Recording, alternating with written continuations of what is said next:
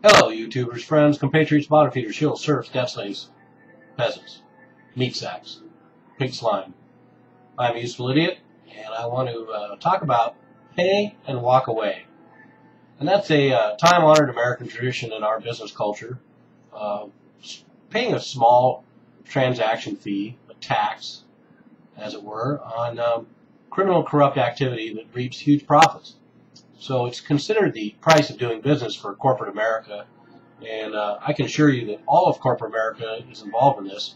Here's a good rule of thumb whenever you're watching developments and cases explode into the media in corporate America. If one corporation is doing it, they're all doing it. If one bank is doing it, they're all doing it. If one government is doing it, they're all doing it.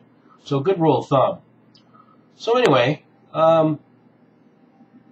just remember this term and keep your eyes peeled. Pay and walk away. I think I've noticed about one case a week for at least the last 3 or 4 years, and probably the 8 years before that, and the 8 years before that, where these companies are caught doing something nefarious, both legal and quasi-legal, and criminal, fraud, deception, and they pay a small fee and they walk away. And usually when they walk away, they also get a retroactively immune clause put into their pay and walk away agreement.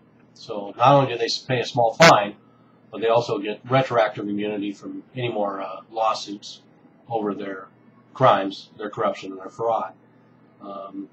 The latest one this last week was Citigroup admitting to mortgage fraud and paying a $150 million settlement. And this is the same company that between 2002 and 2005 paid out hundreds of millions of dollars in fines, over a dozen, over a 3-year period. Pay and walk away. $300 million in early 2002, $215 million more later in 2002 and 2003, another $1.4 billion. 3 fines in 2004, $70 million, $10 million, and $2 billion. And then in 2005, they were fined 4 times for $20 million, $21 million, $2 billion, $25 million. Usually for the same kind of stuff: securities fraud, bid rigging, not making contributions to state worker compensation funds, investor fraud, you name it. And the roster of American corporations that take advantage of this pay and walk away scheme is pretty much every corporation in America. I've attached a list below, arranged by alphabetical order, and it's a huge, staggering list by any stretch of the imagination. I encourage everyone to take a few minutes to look at it so you can get an idea of the scope to which pay and walk away is part of the fabric of our business culture now, and just the price of doing business for criminals in corporate America. Bank of America is another good example, particularly because they paid 0 taxes last year and got a refund of $1 billion. And so they get a refund of $1 billion, and that helps pay for all their fines.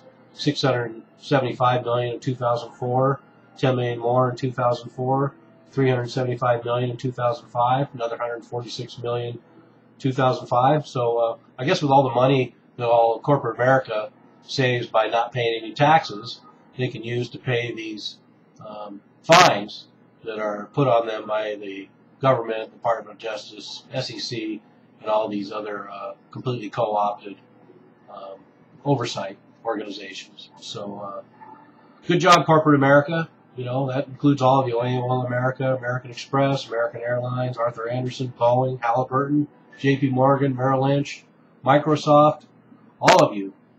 Congratulations on making sure that pay and walk away is a minor inconvenience as you go on your merry way, making huge profits from all sorts of criminal activities.